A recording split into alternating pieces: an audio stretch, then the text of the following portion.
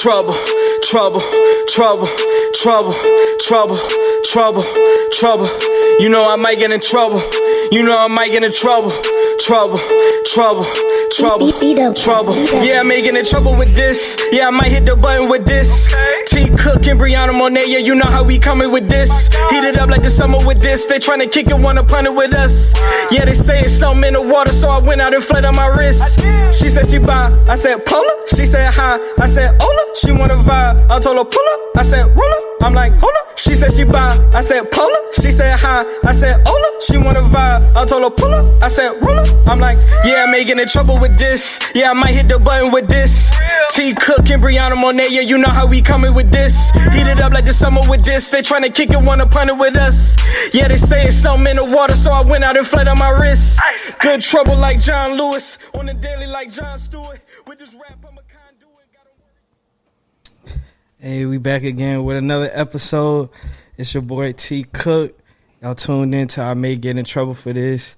We got a special guest in the building today, all the way from L.A., the West Coast.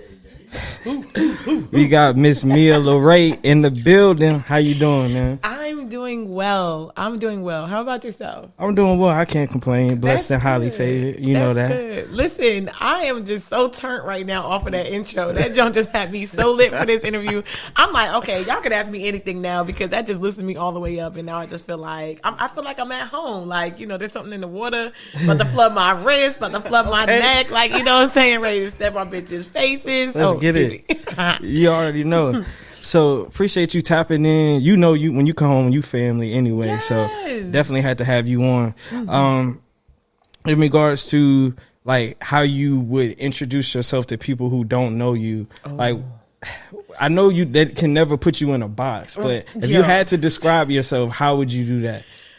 Ooh, that's crazy because right before I came up here, I was like, what are they going to introduce me as? Because I don't even know what the fuck I am. I just know I do what I do, and I try to do it to the best of my ability. Like, you know, I can't exactly say I'm just an artist because I'm a director in some senses, and then I produce on my own, and a content creator. I influence, been doing that since I was like 2 years old. Like, you get what I'm saying? Like, so it's not like all of it comes natural. I don't really, like you said, I don't want to be put in the box. Somebody was like, Mia, you're funny. You should try stand up. And I'm like, no, because then everybody's going to look at me as a comedian. Everything I do and say is going to be funny or it's supposed to be funny. You know, so I just say innovator. Okay. You know, I take what I got. I take what the gifts that God gave me, the opportunities that come my way, and I just do what I can with it. I know that's right. Amen. Amen. Okay. So no, I like that. You know, for people who don't know, like this is nothing new. We've known each other for some years. Yeah. I think we tapped in back in 2016-ish. Yo, and that's when it all started for me. Like, you know, so you were right there when I first got started, and I was like happy to support, you know, other artists that were doing their thing. You know? For sure. Like I remember like back in the day, and we're gonna get into it, but I remember your radio days. Oh yeah. You know, humble beginnings, and it was really on that radio grind. What? And I remember like I had the single out Monopoly Money at the time, and you especially really broke that record for real. Like had it in heavy rotation, and I appreciated what it was giving what needed to be gave from, you know, and not even, I can't even put you in a box and say from an independent artist level, but just like you have a sound, like you have a sound for sure. You know your sound, like, and that's really important for artists is to know their sound. And so because you were so familiar with yourself, with just the musicality of even your cadence, like, you know what I'm saying? I pay attention to those kind of things, and I feel like, yeah, everybody needs to hear this. No, that's dope, man. I know we had people calling in requesting it, and you had it at the top 3 at 3, I think. Like, it's just going crazy, whatever it was. I'm like, yo, shout out to me. And so I told Brian, my manager, I was like, yo, we got to tap in with her. So when it was time to do the red carpet event for a name drop, I said, yo, we got to, because Mia, if you've ever had Mia Lauray host an event, you know her energy is second to none. What? Like, you know, it's like, it's not even close. Like, can't nobody hold a candle handle to how she can be an MC and just keep your event live from beginning to end. Because you know, as an event is going, you know what I'm saying? I'm gonna just speak facts. Y'all know where we at. I may get in trouble for this. No, we home. You know what I'm saying? Home. Go ahead. So it's like, yo, you know, like an event, if it's a 2-3 hour event, it's gonna have its parts where it might dip, and you need somebody to keep the people going. Okay, you know, and that's what she does. Right. If you didn't know, yo, where is your script at? I feel like you just had that all right. No, but that was on point though, and you're so right. And I hate to like really toot my own horn, but sometimes I go to the events that I'm invited to, and I'm offended. Like, why would you invite me to this and you know what I do, and you invited me to this event and you don't want me to host it, you don't want me to be in the mic, you don't want me to be keeping the people going in some type of fashion. Yeah. Somebody invited me to an event and they're like, Mia, we don't have much of a budget to have you as a host, but I would love to just have you as a special guest that takes over our Instagram live. Sure, I'll take over your Instagram live. You're inviting me to a party for free. You're going to give me 2 free drink tickets. Yeah. I appreciate that. You're giving me something, like, you know, but for you to say, oh, Mia, we want you on the mic and we ain't really got no budget. You don't want me. And don't invite me either. Don't invite me. Don't invite my homegirls because none of us are coming. Hey, I don't know who she's speaking to, but that's a word for somebody that need to hear. Okay, you know what I'm saying? Come correct. If you're going to book, come correct. Yeah, you know and future somebodies. Please tune in. Tune the no cap. Right. So I know you said, and I don't want to skip over this, you then came from LA, you trying to get us on our healthy wave. Oh, yeah. We got some ginger shots. So let us know because we're going to take them on air. You know I mean, I may get in trouble for this, but right before this, we did take our, you know, tequila and Henny shots. So it's only right that we balance it out with a ginger, and there's no cayenne pepper in this. So he said this is his first ginger shot. Yeah, this is my first ginger shot. Oh, yeah. So we on it. Like, you know, and then pretty soon you're going to be milking them. You're going to be making them yourself. So, okay. You know. And please tag me on your story. Like, right. Shout out to Mia Lauray. So we really doing this in live time. Oh, yeah, in live time. I'm glad you didn't forget. In real time. All right. All right. Cheers. Yes. I really put it on the ground. Yeah. Tastes like juice. I hit it like Martin when he hit that. God, okay. Gosh almighty, okay. It wasn't bad though. It wasn't too bad. It's smooth. Yeah, it's not too bad. And honestly, you're gonna feel like you can breathe better, like instantly. Like it's like a breathe better. You feel a little bit lighter. And I just feel like if we're staying healthy, then we don't have to look to other resources to try to keep us. Yeah. I'm not going to talk about. Yeah, I know what you're trying to say. Okay, without saying it. Yeah, I catch what you put. I'm not going to be that person to tell people go do this, don't do this. Yeah, but I know for myself and the people in my circle, you know, the company that I keep, I would like for us to keep ourselves alive. No, that's real. And not, you know. You just say keep your immune system healthy. You won't have to worry about all that. Damn right. You know what I'm saying? No Even if you got to walk around the neighborhood for 30 minutes, you better get some movement in. Like get some movement in. Get some fresh food in. Like you know, I'm building a little garden outside my mom's house. Ain't nothing wrong with because she needs fresh tomatoes. I went to the Food Line the other day. They had no tomatoes. Well, they had tomatoes, but they look all holy. Hey, get your people, bro. Look, I love that Food Line. I feel like I was raised off that Food Line, but it's still straight up like they need to.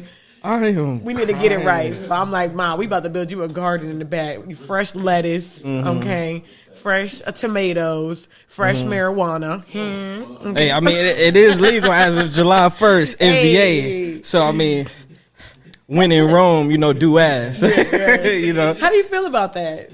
Man, I don't smoke, but it's just like for the people who blow big gas, I'm happy for them because it's like, yo, I'm sick of people getting locked up on petty stuff. You know what I'm saying? Yeah. So it's just like the fact that they can't stop you if they smell it in the car. Like, you know, it's 2021, bro. Right. You know what I'm saying? Right. Grow up, Virginia. You know what I'm saying? Sha'Carri Richardson, she do it, and she's still beating women in track. So it's like, yo, you're right. You know what I'm saying? It is what it is. But yeah. So no, let's shift the focus though, because I've been doing my research, you know what I'm saying, my journalistic, you know, research. And so I do have some questions, you know what I'm saying, to get into. You know, you done came all the way from LA, so I was like, yo, I gotta definitely, you know, do my due diligence, as they say. So and I appreciate that. Absolutely. So like we said previously, of course, you hosted Name Drop movie premiere back in 2016. Can you just touch on that experience and what was your takeaway from it? Like when we reached out to you and was like, yo, we want you to host a red carpet. Like what was going through your mind at that time? Absolutely. I already told you how much I was motivated. Let me use the right word. I was very motivated by just you as an artist and how you presented your sound. So when it came time for you now to present a entire visual project that would enhance the sound that we already heard, I couldn't wait to be a part of it because I saw how serious you were taking yourself. So I had no other choice but to take what you had going on and the invitation to host your red carpet in the 757. We don't have those. Like, no, really. And so the fact that it came from, and I hate to put you in a box, but an independent artist, like, and that's what you are. You are independent. You're doing it yourself, and there's nothing wrong with that. Like, you know, but sometimes people look at independent artists as less than, and I'm like, these are the people who are inspiring the big dogs. Like, you know, like we're independent artists are the ones putting out our content from the mud, and then big creators are snatching. Like, you know, I think you talked about this before, but you know, so honestly, being invited to host the red carpet, I knew I was going to be rubbing shoulders with other, you know, head honchos in the area, like, you know, that are well indulged in their craft. And it was only time for me to show up and show out. And you did. I really hope that I got the job done for you. You know, I tried to understand the assignment, and you understood it. I still to this day got an issue with being on time, but we gonna work on that. Hey, we gonna work on good. that. But still, like, you know, I made sure I was there and my people were there, like, you know, to support what I had going on. All your people were there, like, and they were like, just the looks on their faces. Like, I didn't understand back then, but I understand now that sometimes it is about seeing your people proud of what you're doing. You know, like as an artist, as a creator, you want to see the people that are around you every day, the people that you love, proud of you. Like, okay, clapping for. Of course, they're gonna clap, but sometimes you don't know if they get it. Yeah. But when they get it, and they like, oh snap, you doing it? Yeah, I've been doing it. But you just had to see it this way. Like, you know, so you were doing it. You allowed your people to come out and support and. Man, kudos to you. Like, you know, is this my time to give you your flowers? Then it is. Hey, I appreciate it. I'll take them. No, for real. And please keep on keeping on. Like, you know, like the features that you did in the next project, I think with Yon and Izzy, like that was dope. Like, you know, you do things really for home, and I appreciate that so much. Like, I really do, because people just try to sleep on Virginia, but Pharrell is slowly but surely like pressing the alarm button, and they're trying to snooze, but it's not going to work out. He waking people up. Yeah, that's definitely my duty as a local artist, to always shine the light on where we from, because, you know, it's a lot of people that make it up out of here and they turn their back on where they from. They forget where they from. So it's like, that was going to be my next question. Like, for the people who don't know, like, where are you originally from? You know? Okay, yeah. Well, I was born in New Jersey. Okay. I was raised in Virginia Beach. I have it tattooed on me. Like, okay. This is home is where the heart is. That don't, you know, I try to get it as much in the middle of Virginia. And it looks stretched. This is an old tattoo. Don't look at it. But yeah, look, I'm showing it, and I'm like, don't pay attention. But yeah, Virginia Beach is my home. Middle school, elementary school, high school.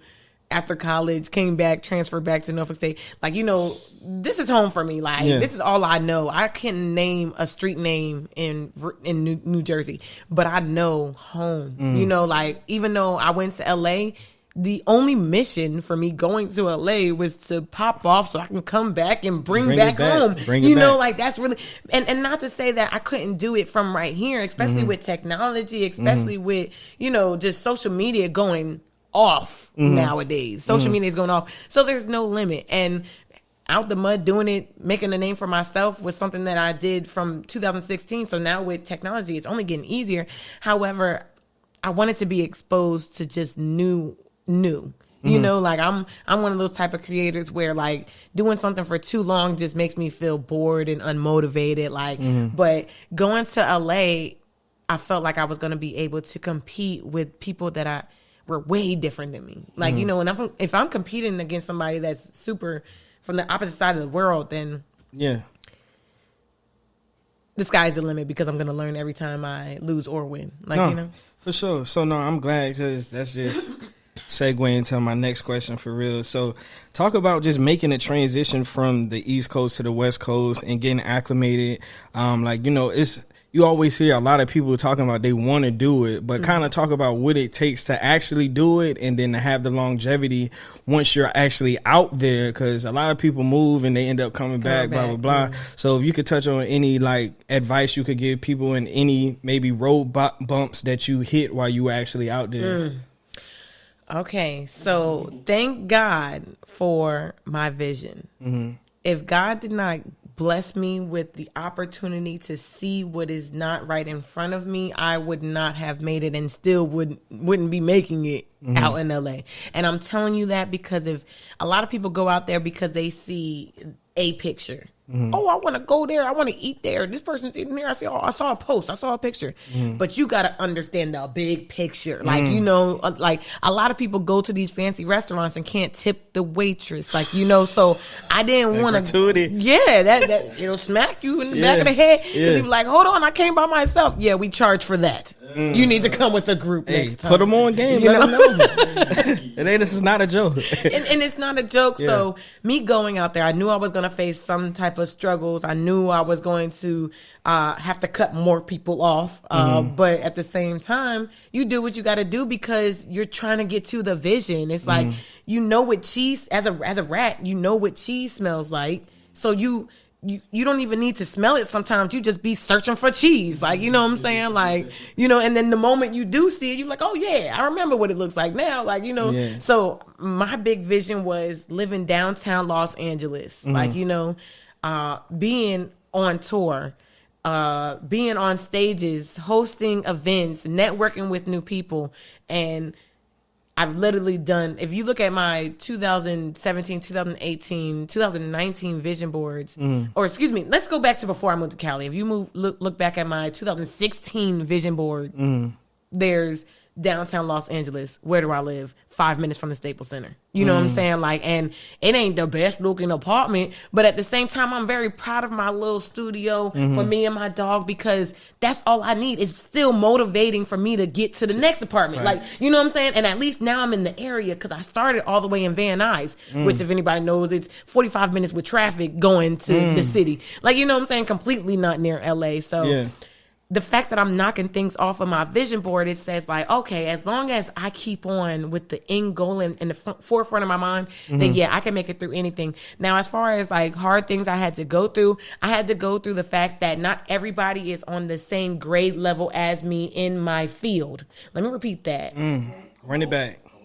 A lot of people want to be hosts, be influencers, be whoever they want to be. However, I've done more training. You may have not. So we can't run the same race. I need to be wrestling with somebody in my weight class, you know? And so that I didn't understand that when I first got out there. I'm like, oh, you want to be this? You want to do that? So do I. Let's, you know, collaborate. And I found myself now teaching those individuals, oh, yeah, you need this product. Oh, make sure you get this kind of camera. Make sure you get this. And that's not my job. I didn't come all the way to LA to be substitute teacher, you know what I'm saying? Because you're supposed to teach yourself. You're supposed to be, if you really want this, that's what you're supposed to be doing. Like, I was out there meeting actors that were partying. But I met other actors who couldn't party because they spent all their money on classes to be better actors. That's what we out there for. So it's easy to pick out the people who are just there for social media and the people that are there to really put in that work and become themselves. So that's the main thing that I found was really difficult, was separating the individuals on who are the party friends, who are the soul friends, who are the people that are going to be there for me in my soul, who are the friends that are going to help me work out and stay consistent working out, who are the friends that I can create with and splash ideas off of without feeling like they are the competition and they're trying to steal my ideas. So yeah. Wow. No, you Sorry, definitely you touched on a lot though, and that needed to be said. So I'm glad you touched on that. So So since you've been out there, and even before you went out to the West Coast, I didn't see you literally host everything from a cookout to day parties, red carpets. I'm like, yo, she could probably even host a bar mitzvah if she hasn't done one already. I wish you know I what I'm saying? could. That would be lit. So that would be lit. So, like, what's your favorite type of event to host? Like, you know, when you get that call, you be like, okay, yeah, I do this in my sleep, and I know I'm gonna get it lit. I would have to say any type of live event consisting of artists showcasing their work, I would have to say. And the closest thing that I can, of course, concerts. Those, I love hosting concerts. I got booked to do a tour in LA, and that was so fun. Like, going to different cities. I went to the Mall of America, was like every weekend, Chicago, like going to just different cities every weekend was so dope. Like I felt like I was that bitch for real, because I'm at the LAX new fit every weekend, like, you know, really feeling myself. And then I got fired for being a angry black woman, but that's fine. That's fine. Okay. I have you stood your ground. Yeah, I have accepted my stereotype, and that's completely fine, because yeah, closed mouths don't get fed. Okay, but yeah, my favorite type of events, I can't even lie, to host are open mics. Like, let's just get down to the nitty gritty of it. For anybody who doesn't know, Mood Mondays, my baby, still my baby. I was going to touch on that, but you already, you skipping ahead, but let's do it. Yeah, and then do the follow-up question, because, like, I'm so close to making it happen in LA. Yeah. That's the goal, is Mood Mondays in LA. Okay. No, that's dope. I know they're going to love it out there. I know that it's going to be something that's going to cater to my heart, because it's something that I've produced in. I mean, I'm producing myself. I'm hosting myself. I'm curating the whole thing. So just being, I guess, in control, creative control, is what's going to make me feel good about doing it. But then also giving artists the platform to do their thing, that makes me feel even better. Because when people come up there and they do their thing, like when I was out here in Hampton, I had artists bringing backup dancers. I had them bringing their own band. Like, it was lit. And I had a great time just making it for other people. When I first got started, the first month, didn't make no bread off of it. I was paying my band before I paid myself, and the pay myself was literally just going to gas, $25 gas. Like, you know what I'm saying? So it was like, okay, I lost again this week, but next week. But in my mind, I won, because I'm filling up hearts and making smiles all in the room. So that made me feel like a millionaire. That made me feel like a millionaire. Talk about that sacrifice, though, because like everybody want to be a boss, but they don't understand you got to pay your employees first. Man, you know what I'm saying? Before you take anything in your pocket. You feel what I'm saying? I'm going to just say it like this. My definition of love is sacrifice in a relationship and in my craft. I love what I do, so therefore I don't mind sacrificing a little bit, you know, or here and there to get to the bigger picture or to where I want to go. So many sacrifices have been made along my journey, and I appreciate every single one, because when I got to the next step, I never had to look back and be like, oh, I missed da-da-da, or oh, I wish I still had. I never did that. So it makes me keep my eye on the prize even more. Like, you know, like, that's okay, if I have to get rid of more, then I have to get rid of more, because I won't miss it. Like, you know, people won't sacrifice because they fear they're gonna have FOMO, like fear of missing out. And it's like, if you have a vision, you're gonna have to give up, you know, something along the way. You know what I'm saying? You said it's called FOMO? Yeah, FOMO, fear of missing out. Wow. Yeah. So there's a lot of FOMOs out there, you know. Like. Yeah, no, people definitely experience that. So you was touching on Mood Mondays. It's like, I've noticed a common theme of Mondays with you. You have the Mondays are for millionaires. You have that brand. Like, what is it about Mondays that's just like, yo, that's your thing? Like, Mondays are for millionaires. I mean, like, if you look at the planets, if you look at how the world is set up, we're supposed to start our day on Monday, or start our week on Monday. Like, you know, if we rest on Sunday, you get into it on Monday. But not only that, but Monday stands for Day of the Moon. It's a lunar day. And that's when the moon is supposedly closest to the earth, on Mondays. And so we're supposed to do things that we truly love when the moon is closer to us, so that way you can be more grounded in it. And so the message behind that all is, if you're not passionate in it, if you don't love it, even if you do go to your 9 to 5, you need to put in a little bit of time to something that you love to do, or just something that you love, even if it's your family. Then you have family pizza night on Mondays. Like you got to do one thing that you love, so that way you stay grounded in it, and that'll set your week off right. You know, like when I was doing research on it, I found that a lot of suicides happen on Mondays, and majority of those suicides come from people who are retired, because they worked their whole lives waking up on Monday, going to a place that they didn't even love. They didn't even love it at all. They didn't even like it. They just did it because they had to. So now they're retired. They have nothing to do on Monday. They wish they can get that job back, because they're like, man, my life is pointless, you know? So I just really encourage people to do something that they love on Mondays. Like, it's very important. Just get started on Monday. And even if you miss Monday, at least you know, dang, Monday was my takeoff day, but I guess we're going to have a late departure, you know, like, and get into it, because when you're trying to go somewhere, if you run out of gas, you get more gas. Or if you don't have a car, you take a bus, you take a plane. Like, you find your way to that place. And so that don't mean that you just don't go. Like, oh man, ran out of gas. Oh man, don't have a car. No, you got to get your ass up and move it. move. No, that's real though. That's 100 though. Like, I'm glad you touched bases on that, because people need to hear that. That's, you know, that's motivational. So they definitely going to pick up on that.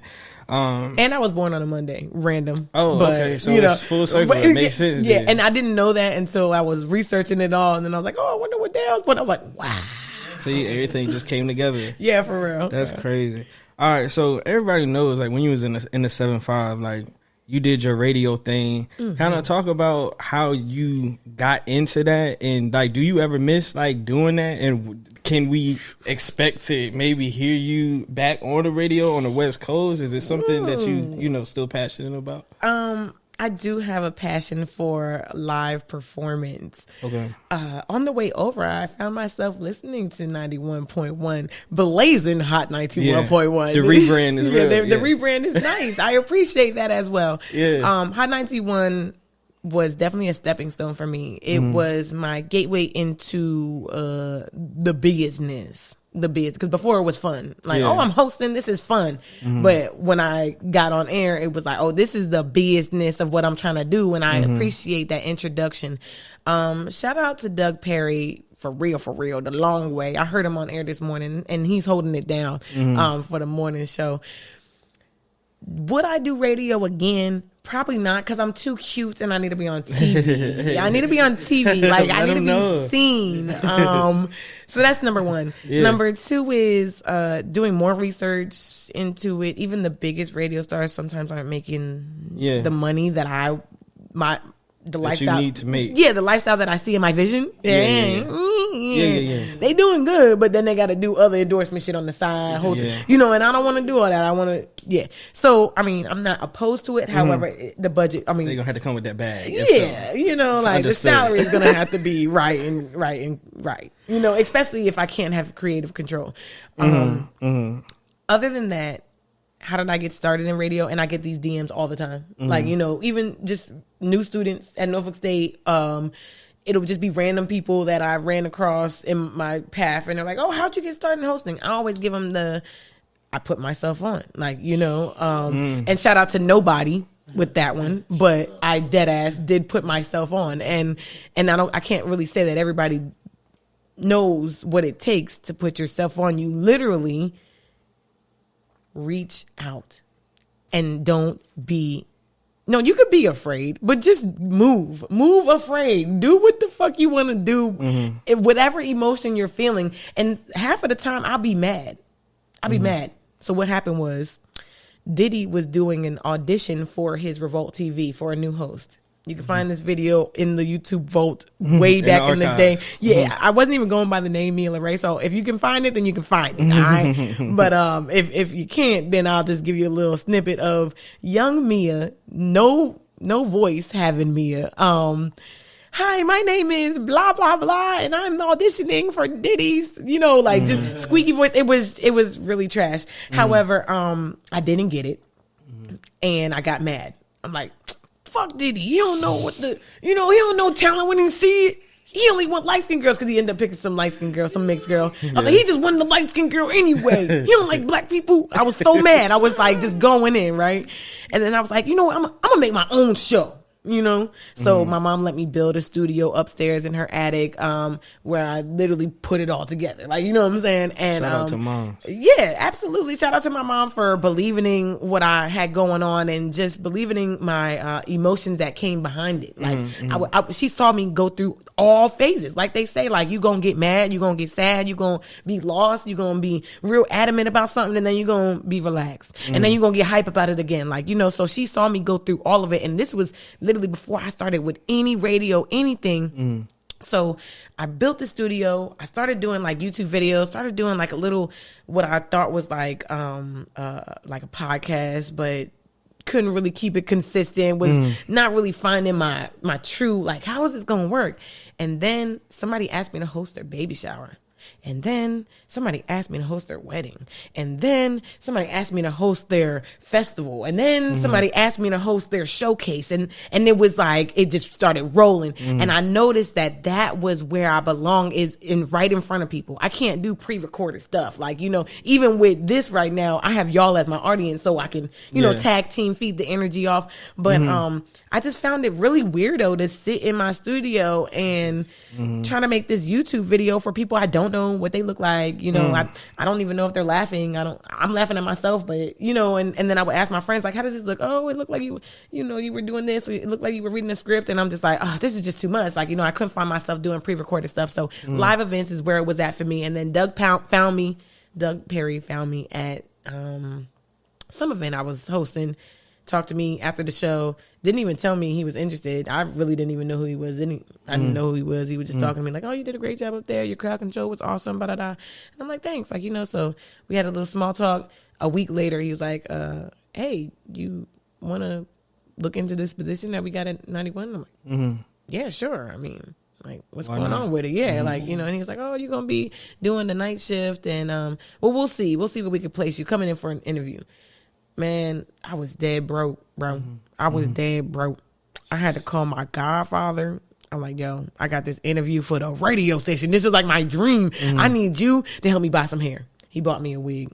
Mom, I need some new makeup. I need to get my nails done. I got to go to this interview. I can't go slipping. Like, you know what I'm saying? So shout out to my village. Like, you know, shout out to my village. System. Yeah, dead ass, because they got me together, went to that interview shaking in my boots. Walked in there. He's asking me a couple of questions. We know we're going back and forth. And all of a sudden, out of nowhere, crazy, out of nowhere, one of my coaches from high school walks in, and they're buddies. They're old buddies. And they're like, hey, what's going on, Doug? And he was like, oh, what's going on, Carr? Shout out to Coach Carr real quick. Free Coach Carr also. Free Coach Carr. But, yeah, so Coach Carr walks in the office.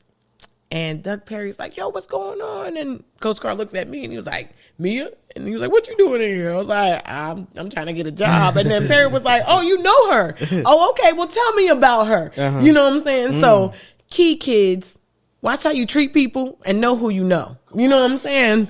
Know who you know. Because literally in my interview, walks in there like, oh yeah, she good people, da-da-da. She coached the step team, so she cares about the community. She was on the step team when she was in high school. She was in the performing arts, so she's very theatric. Like, he was giving it to him right then. Doug Perry just sitting there like, all right, man, read this.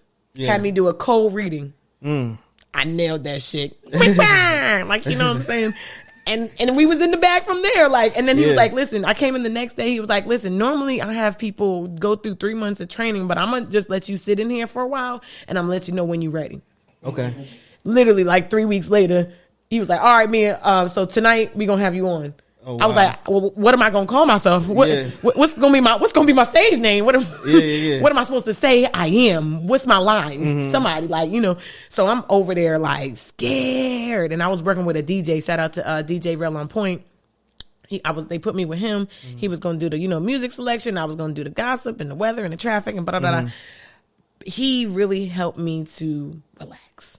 You know what I'm saying? Like, he number one is a phenomenal entrepreneur. Like, he was doing his trucking business thing at the same time as working at 91. So I already commended his hustle. I'm like, all right, bet that's how you getting it. Boom. Cause this shit ain't making no money. So how do I make money? Like, you know, so he was just showing me that it's going to take a hustle outside of the studio. And I love that lesson.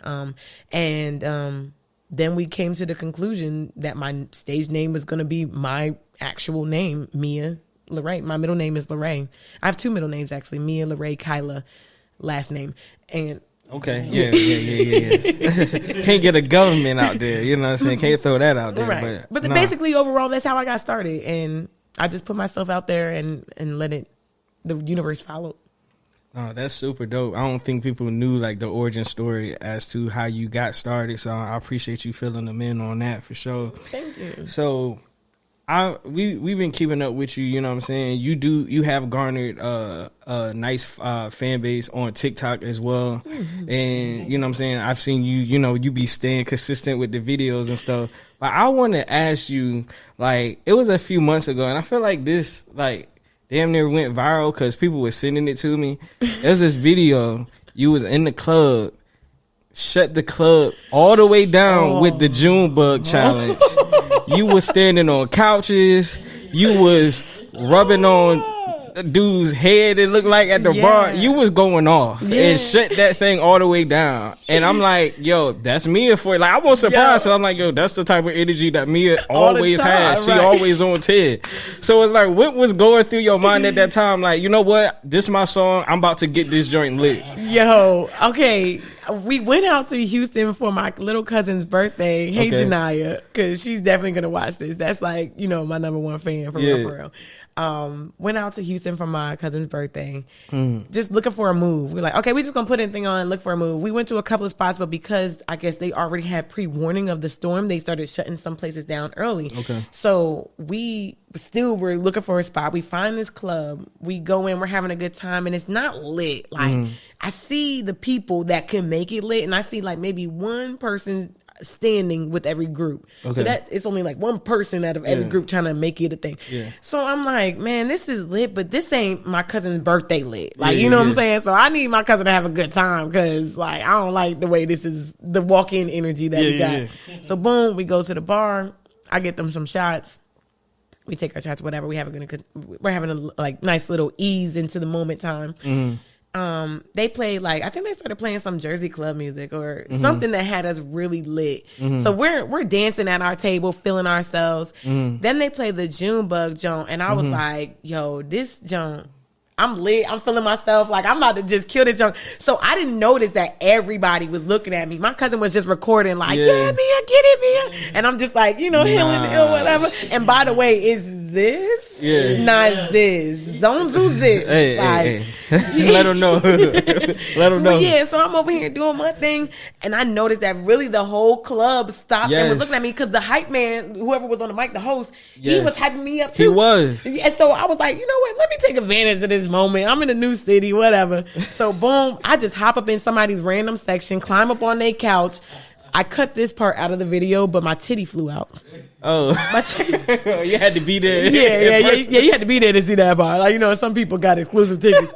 But yeah, so titty pops out, slap the jump back in, climb off the table, still June bugging, and then they changed the songs on me to that little way. Oh yeah, and you were still made a smooth transition to the next song. Did not miss a beat. That joint was crazy. It was a good time. I just love having a good time. And you know what? Somebody rudely put underneath my post, that's that Coke energy. Are you serious? Like, if you need drugs to have fun, you are running away from some demons that you really need to face head on. Oh my God. So I said, when you come on, I'm definitely gonna ask you about that because that video was just too lit. Like, it was crazy. Yeah. So speaking of videos though, like, we also know that you've like had the pleasure of being on like in actual music videos for big artists since you've been out in LA.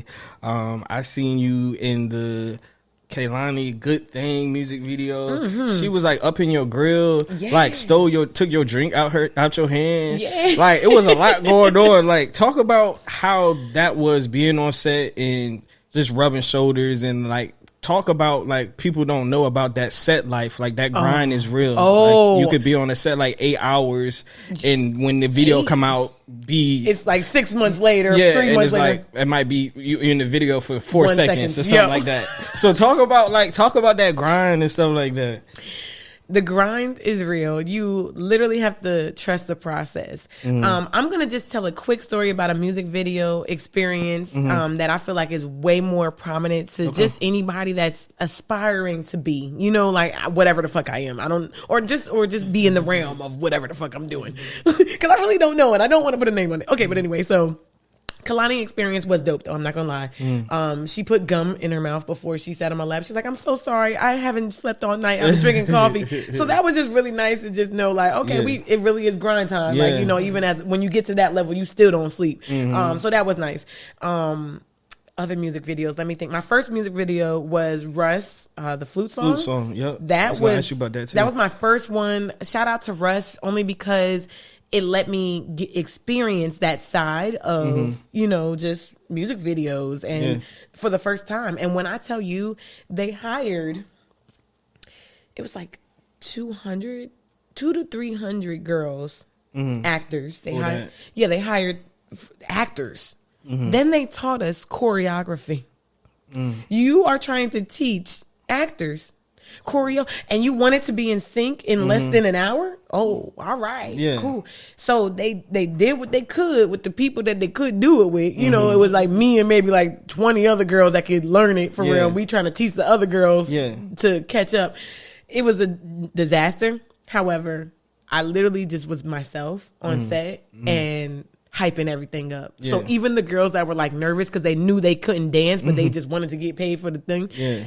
I'm over there like hyping, like, yeah, girl, kill it, girl, as I'm dancing, to the point where one of the ADs on set was like, hey, we want you to just follow the camera around so that way you can hype everybody else that the camera catches. And that's when I knew my first set ever, oh yeah, I'm about to run this city apart. Because I ain't even, now mind you, me looking back at it, I'm like, ooh, they should have paid me more since I, you know, did that. But it was an experience. Like, you know what I'm saying? So now they look at me as more than just a background girl. Now they see I got a little bit more talent to hype people up. All right, bet. Let me keep on doing that on every single set that I go to. Be yourself, Mia, be yourself. So a few video sets later, oh, let's not even mention Afro B with French Montana. That was a really nice set. We was, I don't know if this is professional to say, but we was drinking on set. We was having a good time. Like, it was so chill, like, you know, because Afro B was just like mingling with the background girls and like, you know, not even on some like weirdo shit, creep shit. Like, he was, you know, just being an artist and just talking to us and vibing. Like, you know, we ended up exchanging numbers to the point where he asked me to dance for him in another at something in the water out here. But then but I ended up not going. But still, like, you know, just that connection alone was really dope, because if I got to dance with Afro B in my hometown's first festival, come on now, like, it would have been awesome. Anyway, so let's fast forward now to the next music video. That's really important to me. And this experience happened literally out of the blue. Randomly got a call, hey, we need some background people on set for a music video with 3 main artists. So I'm like, main artists, love those type of emails, because I don't care if they're paying me 75 to 125. I'm gonna go because it's exposure. It's exposure, or not even the exposure part. Let's not say that. It was just the experience, experience of being around those people. You know what I'm saying? Because I don't want to be known as a video girl, so I don't really want that exposure. But even if they just hired me to be the girl that parks the car on set, I'll take it. Want to be around. Exactly. Somebody said, if you can't afford to sit at the table, then serve water. You know what I'm saying? So I always try to make sure at least I got a skill to bring to the table. Okay, so boom. Get booked to do background for this music video. Don't know who the artists are. I'm just like, let me just get there on time. It was way, way, way out in the valley somewhere. So probably like a hour and a half drive, whatever. I'll take it. The rate of pay was $113 for 8 hours. Cool, that's typical. We go out there. They're already feeding us tacos. Nice. We're eating. You know, they always feed us nice on these sets. Like, you know, we're eating. I'm mingling with some people. The wardrobe people come over. They're like, oh, this is the outside look. They asked us to come in like a parking lot pimping type vibe for an outfit, you know? So I wore some fly ass sneakers with a velvet jumpsuit, and I'm like, okay, this is my parking lot pimping outfit. Like, what else would you wear? Boom. They okay my outfit, and it's bright yellow, super bright yellow. They're like, okay, your outfit's fine. I'm like, are you sure? Because some of the other girls are wearing like short skirts and shorts and dresses and heels, and I really felt uncomfortable because I was the only one that had on sneakers, only woman that had on sneakers. So I'm like, I don't really know. Are you sure this is cool? And wardrobe okays it? Then I'm okay. Yeah. Honestly, I don't really like to wear other outfits. Like if I come in my outfit, I try to let that be the outfit. But once I see what the room is, and I'm like, I think I want to switch, but it's really up to them at the end of the day. Yeah. So long story short is it's time for us to all line up. They're trying to pick out the girls that are going to be walking in with the main vixen girl. You know, the main vixen girl is going to be walking in. We need some people to be a part of her entourage. So lo and behold, the director is Teyana Taylor. Oh my gosh. Oh man. Now I've loved her. You know, we've all loved her since Sweet 16. So I'm looking like, yo, Teyana Taylor's directing this? Yeah. I bet. Spike T. Yeah. I'm like, all right, bet. We in there. Like, this is about to be a dope ass video. I still don't know the artist. This is about to be a dope ass video. And I saw her come over to the AD and like, all right, cool. We need just maybe 3-4 girls to be the entourage of the main vixen girl. So I'm just looking, and he turns around, black guy, turns around. He looks right at me first. He goes, nah. Yeah. And I bust out a nervous laugh because why would you do that, bro? Why would you put me on the spot? Boom. Puts me like, nah. And I'm like, whatever. I didn't want to do it anyway. That's what I said just because I'm like, nigga, fuck, you know what I'm saying? Yeah. And he kind of got a chuckle from the crowd there. Like, you know, which is cool. I don't care being the butt of the joke, but I always get that last laugh. That last laugh is mine. Call me Princess Petty of Pettyland USA, but I know I'm gonna get mine. Okay, I'm gonna get mine on the gang. But yeah, so boom, he hits me with the, and I start talking my shit to the side. He's like, okay, you, and you. All girls with the skirts on, light skin. I was gonna ask you. Yeah, light skin girls. Maybe there was one other brown girl, you know. So I'm like, you know, I'm cool with it because I know the industry that I'm in, so I don't get offended. Listen, pay me for my 8 hours and then I'm gonna be out and I'm cool, like you know. So Teyana comes over. He's like, all right, where's the girls? He's like, I put them all over here. She looks at him. She's like, oh no, we need some brown girls. Looks right at me. You? And I said, hey, right to, like, it was like his whole face probably cracked. Like instantly, like, nigga, you thought, like, why would, and you supposed to be on my side because you brown like me, but that's cool. I see where your mind's at, and but Teyana knows where we at. Like, you know what I'm saying? She's straight up saying, we need some more brown girls, points at me. Bet. Booyah. So we in there. They end up micing me up. Me and they picked me and this other light skinned girl, but you know, she was cool. They ended up dropping. She picked like me and 3 brown skin girls, but ended up dropping them and just limited to just me and now the light skin girl. Cool, whatever. So now we're the entourage. They give us mics. They mic us up and everything. They start fixing our hair and stuff like that because we're going to be more on camera. They put us in a car. They give us some lines like, okay, y'all are going to have to improv this, but the main gist of it is we want y'all to look like y'all are smoking and y'all trying to give her an edible to eat because we want the main girl to look high. So we're like, all right, cool. So I'm like, all right, I'm going to just be like, hey, tap this. And then you'd be like, no, girl, I'm smoking my car. And she was like, wait, are you sure I should say it like that? What if I'm like, girl, it's improv. Like, you know what I'm saying? Like, we got to improv this. But she was the main vixen for her looks. Yeah. Because she was bomb. You know what I'm saying? She was a badass. But at the same time, acting, and that's not my fault, and it's not my job to train people. So really, I should have let her crumble in hell and then me take her spot. However, I didn't want the whole scene to be scratched. So I'm over here like, all right, girl, you could just say it like this, then like giving her different options or whatever. Because I already knew what I was going to say. I was going to be the butt of the funniness in that moment, so that way I can really thrive. Because they mic me up. Like, this is my time to shine. So boom, and this story's almost over. I'm sorry, I was long with it. So boom. We're sitting there and we're saying our lines. We do it like maybe 3 takes of it. I'm feeling good. But then all of a sudden, I started thinking, like, hold on a second, this ain't right. I came on set as a background actor for 8 hours, $113, but I need to get paid more because I'm doing more. Like that, like it just like it flashed in between my eyes. So I'm like, I asked the other girl that got picked with me. I'm like, hey, did they say they were going to pay you more for doing this part since they mic'd this up? Like, come on now, we're not supposed to get mics on us on background. And she was like, no, but I'm just really excited about the exposure. And I was like, oh yeah, girl. So I'm like, I'm gonna say something. She's like, no, they're gonna switch this out. And I'm like, girl, I'm gonna say something for me. I'm not gonna worry about you. Yeah. So boom, AD guy, same guy that didn't pick me the first time, came by. I'm like, excuse me, Mr. AD.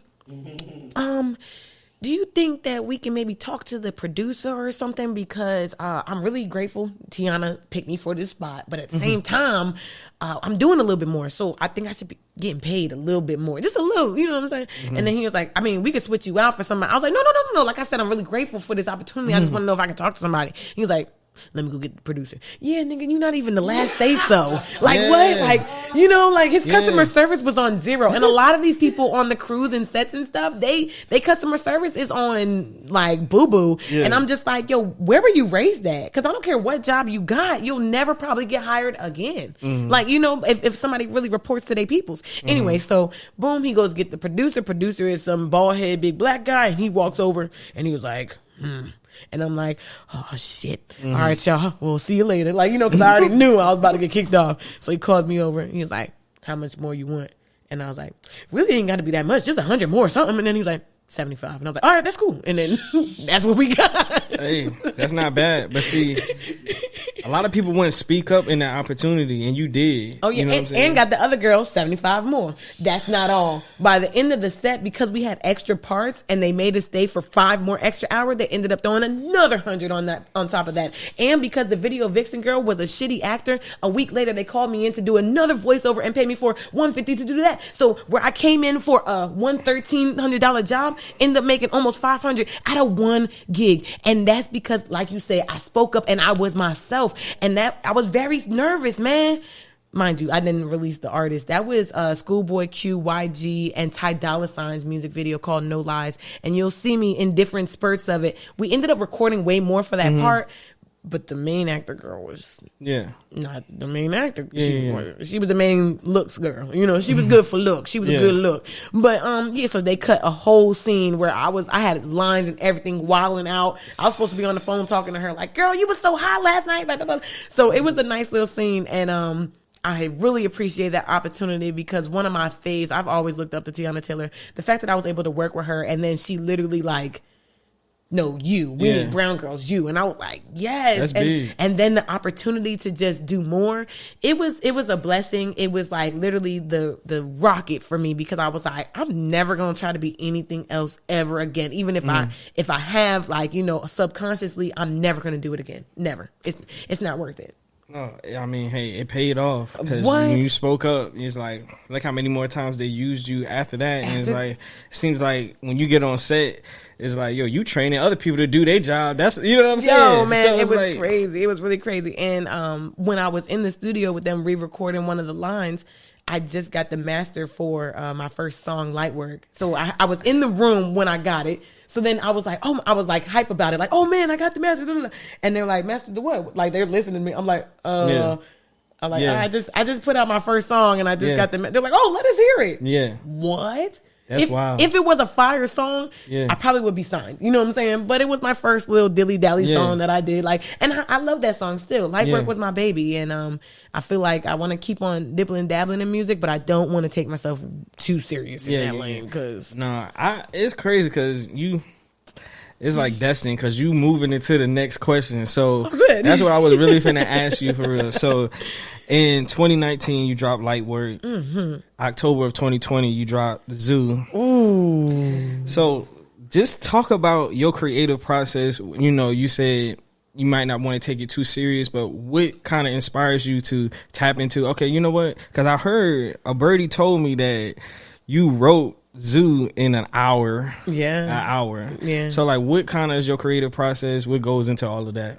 Oh man. Okay.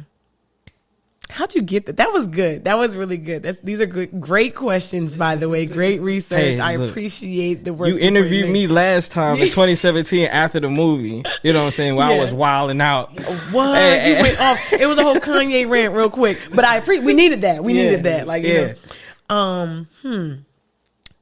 Those songs were for sure polar opposites. Like you hear the vibes, you hear the voice, you hear the tone. Light Work I was literally trying to create a TikTok bot before TikTok came out because I noticed that people like dance songs. So if I do a song that has a dance to it that can also play as my anytime I hit the stage song, it's gonna be like the Mia Lauray theme song. Intro, like like you know, like that thing, like that. Like anytime I walk into a room, I feel like that's what I do. Like that's my goal, is to be the lightest, brightest soul in there. Even though I may still be healing, sometimes I still want to give my light off, like, you know, and you know, that may be toxic at times because my glass may not be full and here I am trying to pour into others, but still it's natural for me to just try to uplift other people. So Light Work was my theme song. That was my first baby. I really wanted to do a music video with it, but you know, that thing gets pricey when you independent.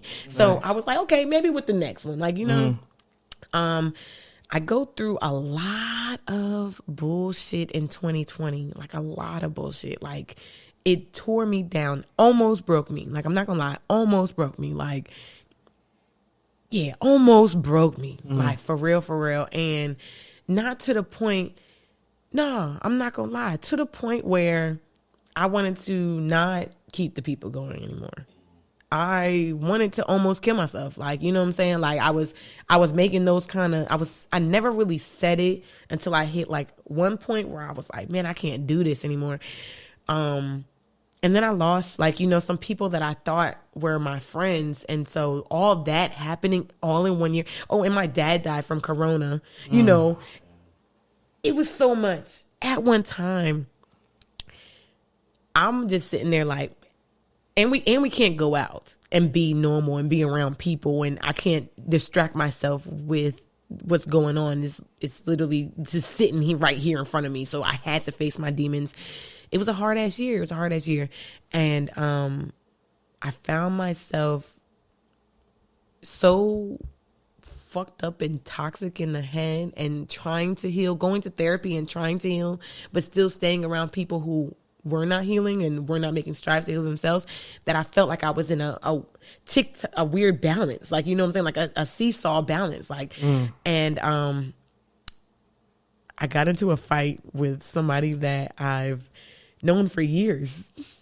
It's crazy. Got into a fight with somebody that I've known for years because I didn't like their drug choice.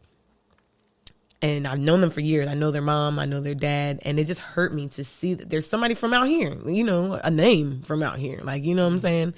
And I'm like, girl, I low-key looked up to you in a sense when you first started IG modeling. You know what I'm saying? And that wasn't even a thing. You were doing it before it was a thing. And now you out here and this is your drug of choice. And I'm not no judger, but I've known her from when we were kids. So that's why it just hurt my feelings. It hurt my feelings a lot. And I knew I didn't want to become that. And I knew if I kept on hanging out with her, I probably might. And I knew because I was trying to heal, I definitely might. Because when you are hurting from something, you sometimes look for outside resources to, you know, make it feel better. But that's you masking it all. Not gonna lie, I did try it because I'm very adventurous. But at the same time, I knew that shit wasn't for me. Like, you know, and after the second time, I'm like, yeah, this is not for me. Like, you know, and got into a fight with her about it. And I'm just like, you're better than this. Going off, like, I mean, fist fight. Like, you know what I'm saying? And I'm not a fighter. Like, you know, I haven't had a fight since high school. So it just was very out of character for me. And that's when I knew I need to step back. I need to step back. I need to regroup. I need to get this anger out of me, get this nonsense energy out of me. And my therapist told me, you need to do what makes you feel good. What makes you feel good? I'm like, I like creating, but I can't even create right now because we're in a pandemic. I can't be around people. She's like, yes, you can. Can't you write some songs? Don't you write poetry? You said on the side. And I'm like, yeah. So this guy randomly had sent me some beats literally a week before, but I never listened to him. I listened to him. And that was the first one I heard was the Zoo beat. And I was like, oh yeah, that shit tough. And it kind of got like a little Cali bop to it, like, you know what I'm saying? And the way it came on sound real Halloween-like. I think he even named the beat Halloween. It sound real creepy. So I was like, yo, this thing is hard. I could either make or break this right now and like, you know, just on some fun stuff. So I just started going, put it all together literally less than an hour. And I was like, okay, now I need to go to the studio. Like, it was like instant because I was like, Halloween's coming up in like 2 weeks. I need to get this song out. Right now. Call my homeboy Pat, who's out in LA as well, doing his thing. Shout out to Pat, you know what I'm saying? VA all day. He literally is one of my circle members, you know what I'm saying? That I definitely be like, yo, what you got going on? What you like, you know, if I feel like I need to talk to somebody, vent somebody, he's definitely somebody from home that I can trust, that I can reach out to in LA, and that's dope. There's a lot of people from VA out in LA doing their thing. Do we all believe in unity? I don't know. Are we all on the same level of grade level as far as our craft? No. So, you know, we do our own thing. To each his own. Right, exactly. But back to what I was saying, Zoo was a song where I needed to get a lot of things off my chest. So that's why there's that one bar in the line, suck my dildo, bitch, and your nigga can too. Okay? Cause my name being Mouse, bro. My name being Mouse. My name been in the dirt. My name been under the bus. My name has also been in the limelight. Like, you know what I'm saying? I appreciate every last bit of it, because if you are at your mom's house, if you have drugs in your nose, if you sharing clothes, I don't hear you. I don't hear you at all. And I don't even plan on trying to listen for you, because that means me reaching back in the past. And I'm not a goose. I swim with my face forward. You get what I'm saying? Like, ain't no duck goose, because I'm not that. You know, and that is the part that I had to get it off my chest, man. I had to get it off my chest, because that line right there, suck my dildo, that was basically like, if you gonna say my name, make sure you put biggest bitch in front of it, super bitch in front of it. Because some people are like, me as a bitch. Oh yeah, she acts like a bitch. Oh, she portrays this character on Instagram. I don't portray nothing. I am who I am. And I put what's out there. I don't own this yacht. I never said I did, but I'm that bitch, and that's why they invited me. Excuse me. Next time you call me a bitch, make sure you put super in front of it. Forget these big bitches. I'm the super bitch. You know what I'm saying? Like, I've taught a lot of these little bitches how to be that bitch. Like, and that's real talk. Like I said, I've been influencing since 92. You know, like, and it's not something that I do to try to be cool. I don't need to wear whatever clothes to be myself. I'm me. I'm me, and my flavor is like a special delivery, yo. My flavor is a special delivery, like something that you can't even get on Postmates, none of that. And a lot of people try to find out the recipe, or they'll talk so much shit, or they try to get close. And my thing is, I let everybody in. I have no judgment. I don't have no type when it comes to friends, when it comes to boyfriends, whatever. I have a boyfriend now, so I'm not, but. That's what was wrong, is because I was letting everybody in, and my therapist was like, okay, Mia, you don't do those drugs, don't hang out with people that do those drugs. You don't you like to create, hang out with people that like to create. You like people who were raised what you feel is right, hang out with other people who you feel like is raised right. Like, you know what I'm saying? And then now I started at looking, and before I invite you in, now I look at who you are when I first meet you, like what you're going through, like, you know what I'm saying? So unfortunately, if you just told me you just lost your dad last week, I can't be friends with you right now, because I'm still healing from losing my dad. You know what I'm saying? Like, I can't be friends with you. I can't help you through this moment. There's nothing I can give to you, because I need you to give to me. Like, in that sense. Like, bring me, I need a friend that has a dad. Bring me around your dad, so that way now I can get the last little bit of nuggets from this dad that my dad wasn't able to give me. Like, you know what I'm saying? Or, just little things like that. Like, I had to be really specific. So I'm very choosy with who's in my circle. I'm very choosy with who I call fam. Y'all my fam. Definitely fam. Really appreciate you for bringing me up here, because I felt like with that song alone, I was trying to scream, y'all, I'm going through something. You can hear it in my tone. I'm going through something, but without me actually really saying it. Yeah. So thanks for this platform, for allowing me to really say it. Hey, no, we all had times that we got to get stuff off our chest. You know what I'm saying? So, I appreciate you pulling up.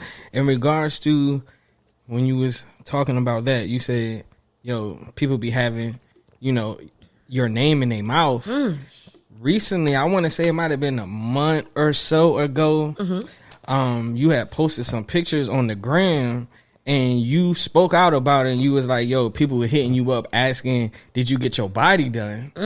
And I wanted to touch bases on this because you was like, hold up, yo, y'all got me effed up because like I've always had body, I've always been thick, right. You know what I'm saying? So it was like, yo, how did you feel about that? Was you offended? Was you flattered? Like, talk to us about that. You know what I'm saying? I mean, in a world full of knife bodies is what I'm gonna call them, because like you had to let somebody had to cut you open. This is my thing. Like, okay, I'm not gonna bash. I'm not gonna bash. I'm not gonna do that.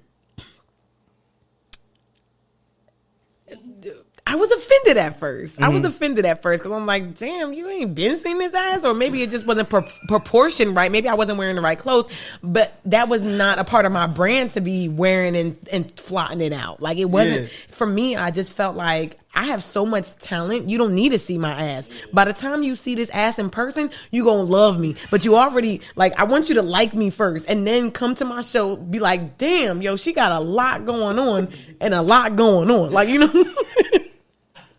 So that's what my thoughts were always. But then I saw on my insights on social media, I have 60% men following me and only 40% women. I know what niggas want to see, and the bitches want to see it too. Facts. Like, so that's when I started showing a little bit more, and only because I was proud of it. I started working out like around that Zoo time right before I released that song. I was running 3 miles a day, and just to keep my energy up, just another outlet. Like, exercise was a great outlet. And so I was feeling good. Like, I thought I looked good. I was feeling light. I was loving who I was, and I loved the work that I put in. So I was like, I don't mind posting these pictures. Like, I'm single. Like, I don't have no kids. I'm not anybody's role model. And I may be, but not to... I'm going to post these pictures in a flattering way. How about that? Like, and so I tried to do that, try to stick to it. And, when the guy asked me, he's known me since middle school. So that's why it was just like, boy, are you serious? And I don't even want to say his name still, because I was about to say it like, but no, can't give anybody no love when they ain't get them no free clout. Yeah, no free clout. Right. You should have been giving my ass flowers. Flowers. Okay, well, no, I appreciate it. I was like, yo, when she come up here, I'm going to ask her about that, though. Yeah, no, I thought you were about to say something else. I was nervous. No. Nah, we got you over here. So, speaking of being a little nervous, when guests come on the show, we do play this segment called the Trouble Bubble, where we put our guests in the hot seat for the congregation. The congregation already knows how this game goes, but for the people that don't know, when you come on, you will pop the bubble. If you get 1 through 3, it's a mild question. 4 through 6 is a little bit more spicy of a question. So we just gonna have a little fun and let Mia go ahead and pop the bubble, and we're gonna see what she gets. Oh, I have to go first. Oh, yo, I already played the game, so this is just on you. I've already played the game, so you in the hot seat today, not me. I'm trying to. You said mild is a low number. 1 through 3 is mild. 4 through 6 is spicy. All right. What? What is that? Yes, it's mild. Right. That's good. Blue card. That's beautiful. And then just read it. Okay. What's the most drunk you have ever been? That's fun. Once I was so drunk when I turned 21. I mean, that's a big birthday. That's 21. A big birthday. Yeah. 21. Got a credit card. First one too. But I already knew I was about to wild out because my mom told me, like, Mia, I'm not doing anything for your birthday, so you're gonna have to figure it out. So I was like, oh, all right, I'm gonna let this credit hit all this. So boom, got this credit card, and I got a room up in DC, went to go party with my girls. The next day drove back to Virginia. Got a section at Fuego's. Everybody remembers Fuego's. Oh, Fuego's. Whoa. Throwback, sir. For real. That Fuego's, though. Good Lord. And ironically, my birthday was the same birthday weekend as DJ Chino's. So he had a huge thing going on. Yeah, I know.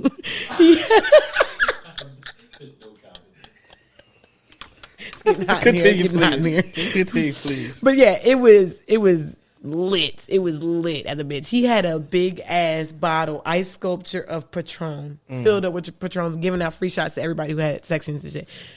I don't know how many shots I took, but I was fucked up. They had to carry me out. I had already threw up on my dress. My dress was white and black, so the whole white side had throw up on it. They get me to my hotel. They are dragging me on the little bell cart thing, the luggage thing, and there's a trailer throw up where they rolled me from, on the elevator, off the hallway. Like literally, you could have found me if you just followed the throw. Right. And then I woke up also in a pile of throw up with me and one of my friends was laying in my throw up too. We were all fucked up, but it was a good time. I had a little suite down at the beach. It was a really good time. Shout out to just young Mia and just Yeah, I feel like we've all been there. We've had those. Yeah, you know what I'm saying. So all right, you can pop again. All right. Damn. What is that? It's spicy. It's spicy. All right. Okay. Reveal all the details of your last kiss. Oh, that was last night. Very juicy, very wet, very off the wine. Okay, because I got my mom this new wine dispenser, so we was testing out the different wines with the dispenser. Like, oh yeah, it tastes fresher. Next thing you know, we're drunk. Yeah. Boyfriend's drunk, and I gave him a forehead kiss. How about that? You get it, forehead. Hey, yo. Okay. Hey, yo, I mean, yeah, y'all know what this show called. I may get in trouble for this. I might. No, he'll appreciate this. He's like, okay, at least you let him know you got a man. At least. Shout out to you, bro. No cap. All right. Yeah, you can go again. Okay. Oh, 3. Okay. I'm nervous about those spicy questions. What's your biggest fear? Oh, my biggest fear. My biggest fear would probably be sheesh. This is like weird. Like I don't want to say the wrong thing, and I know sometimes I don't even like to talk about fears because I feel like you kind of manifest it in a sense. But I'm gonna go ahead and give it to everybody. I'm really afraid of 2 things. For some reason, I get very anxious when I think about things in my eye. I don't know. An eyelash.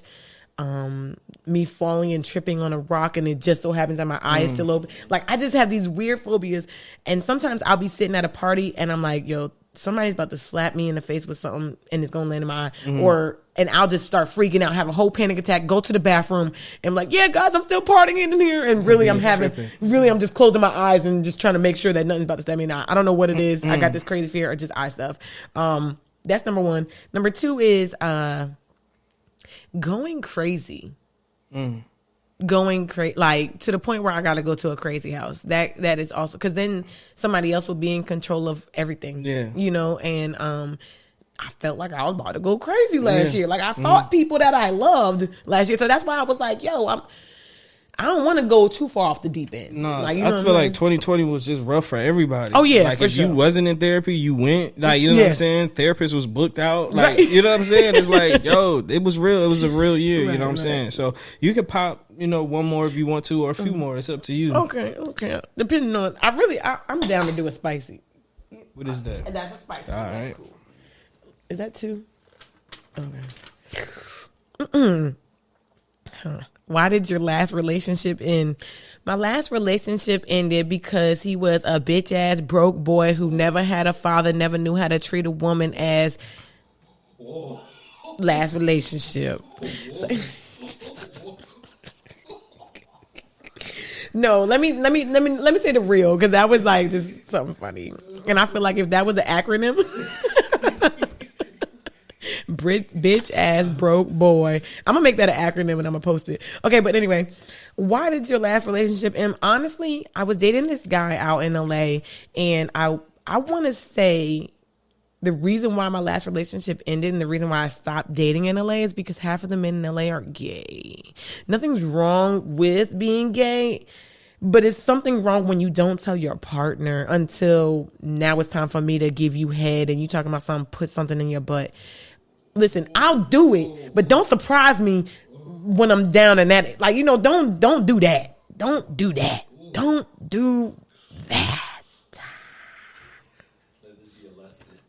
Yeah, so ladies, watch yourselves, because I heard Atlanta is even worse with the down low fellers, but LA has them, and they be thinking they are straight, but you could tell by the way they move, by the way they act, by the way they date, by the words they say, by the things they care about. They're not all the way 100% man. They maybe like 100% man, and that's why they like me, because I have a really strong personality. And I learned that I have been, attracting a softer tone of man. And that's why I really appreciate my dude, because, he introduced me to real. Now, I hate lames. Hey, who said that? Plies? Is that what Plies said? Fab, one of them. Yeah, one of the, I don't know. Well, no, that's what's up. That's definitely what's up. If you want to put a pin in it, or you want to do one more, it's up to you. I'll do one more. All right, let's do one more. Oh, 4 is spicy. Okay. I'm just nervous of the spicy, y'all. Who is the last person you creeped on social media? Oh, like I actually stalked somebody's page on social media? Sheesh. You ain't got to name drop. You don't have to name drop. I don't mind name dropping. Oh. And let's go right to... We gonna name drop again. 2016, the movie came out. Yeah, let's go to my 2021, we gonna name drop again. Let's do it. Okay. Last person... Was that the last person? I know that's not the last person. Let me see. I think that was the last person that I searched for. I can't believe that's the last person I searched for. Hey, you ain't gotta say their name. Is it a man or a woman? Okay, so let's just do this. I don't think I was actually creeping. It was more so like trying to get the right name of the place where we got lunch today. Okay. My friend owns a juice bar. Shout out to all of the juice bars out here in the 757. Friend owns one of those juice bars, and I went to his page to see the exact name of his juice bar so that way we can get lunch. And not me and him, of course. Honey, I'm in a relationship. I'm talking about with these fellers. Yeah, we grabbed some lunch, and I had to go to his page to get the right name for it. And I did scroll a little bit just to see what's going on with dude's life. Like, you got another kid? Yeah, you married? Like, you just want to check in with people. Yeah. Right. And he's still a thought. So, no, but he knows it. He knows it. It's nothing. It's nothing. Hey. And it means nothing to me because I'm in a whole relationship. So, but hey, that was spicy to say the least. It definitely was. Yeah, I was like, so. Hey, well, no, we appreciate you being transparent and opening it up and participating in the game, because a lot of people might want to run from it, but you embraced it, so we definitely appreciate that. Before we get out of here, anything else you want to touch on? What can we expect from Mia Lauray in the future? Definitely more creative, self-produced videos. I need to stop sleeping on myself when it comes to just putting out videos. Sometimes I'm just like my biggest critic. However, I have a lot of brand deals that are on the way. Like being an influencer definitely does pay off, and I didn't know it until this past year when I'm having like weird brands. I can't even call them weird, but just like brands that I would never think to look up and research myself are reaching out like, hey, we love your page. We love your style. We love your content. Hey, can you post a video about our stuff? Or, hey, we're going to give you free stuff. Can you promote this? And what makes me feel even better is when I have people who are business owners that are my friends that reach out like, Mia, I've known you since middle school. I got this product. Can you promote this? I don't mind paying. Then I shoot them my link. Like, that stuff makes me feel good because it's like, okay, good. Now I have my peers that are proud of what I do enough to want to invest in my business. And for the longest time, I never knew how can I get people that know me to invest in my business without booking me for a big old show. So now this is a way where I could be like, yo, go buy this book, or you ever had this sauce for your chicken? Like, and I can do it on social media, which I have fun doing social media. It's so much fun to me. I think we all need to stop beating ourselves up on social media. The final word that I would say to everybody and anybody would be golden. Like if golden is a ranking that you want to like have or get when you're going towards a competition, if you're racing somebody or whatever, you want to get gold, platinum rewards. Don't be bronze, don't be silver. So think about that with your attitude. Have like a golden attitude. I really always try to have a golden attitude about everything. I don't speak negativity into life or things. I understand it's important to reset and come back into the game. Resetting is perfectly fine. You're not missing out on anything. And get to it. Like, you know, you got to get to it. A lot of people give excuses. And honestly, that's their biggest hindrance because they have all the materials right there. I think earlier last year in 2020, writing in my journal, God, please send me a boyfriend, a husband that'll support my dreams. Like, I'm making like this list. Mm-hmm. Then I had to make sure that I was that list. Like, you know, and that took some time. That's during my healing process. I'm trying to be the person that I want to date. And I'm thinking like, and I'm telling myself and God, I'm going to meet this man 2021. I may not marry him. We may not date, but I'm going to meet him 2021. Why my high school sweetheart gets out of jail into 2020. So when I came home 2021, he's out of jail. We randomly, accidentally link up, and now we're in a relationship. I'm like, man, somebody that I knew the whole time that already knew me, he's been in my face this whole time. Like every single year would call me like, yo, Mia, what's going on with you? You pregnant yet? And I'm like, no, get out my face. And I'll hang up the phone. Like literally, he'll spend his 10-minute call. I don't know how much it is. Spend his 10 minutes calling me. And I'll just hang up on him. Like, whatever, you're a loser in jail, a felon. Get the fuck out my face. Boom, hang up. Like, you know, but I didn't know he was going to be... I didn't know he was going to reform. Not even only what I needed, but something that I wanted. Like, I'm able to help teach somebody that I care about, like, you know, something new, because he moved to Cali with me. So I'm teaching him all new stuff in Cali. And not only that, but he's teaching me so much about myself just by being patient with me. So when I'm being that crazy Mia, he'll just be sitting there and I'm just like, oh yeah, you're right. I am being crazy again. Yeah. Silly me. Balance you out. A great balance, and super supportive, super, let's go and get it, babe. Yeah. Like, you know, and I like that. I like that little, and he's like, you know, a little hood. So I feel protected, like, you know, and he's not afraid of anything. And and that makes me not feel afraid to do anything. So, long story short is a lot of times we're looking for things and we don't know which direction to look in. I would say just look to God and the God within yourself, because you're always going to have that energy inside of you, like, you know, and it's up to you to determine, am I going to chime into the good angel or the bad angel? You know, it's really a choice. So just always choose to be golden. Hey, well, hey, you said it best. I think that's a great note to end it off on. For the people who aren't already following you, let them know where they can follow you on social media. Yes, you can follow me on social media at... MiaLauray.com. I mean, MiaLauray.com. At Mia Lauray on Twitter, YouTube, TikTok, Instagram. Shoot, my number spells out Mia Lauray. So I'm lying. Don't try it.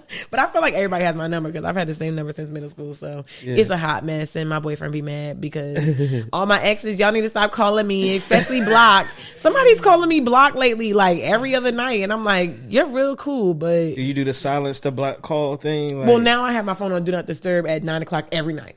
So call earlier. You know, he's not gonna get mad at my that. My phone on Do Not Disturb throughout the day regularly. Oh, so, exclusive, yeah. Mr. Exclusive. I just like, I don't have the time for it. No, like, I feel it. You know what I'm saying? Yeah. So, but no, so that's what's up, Mia. I appreciate you coming all the way from LA, tapping in with the I may get in trouble for this podcast. I may. You know, it's been a good one, but everybody out there, appreciate y'all for listening. See y'all next week. Peace.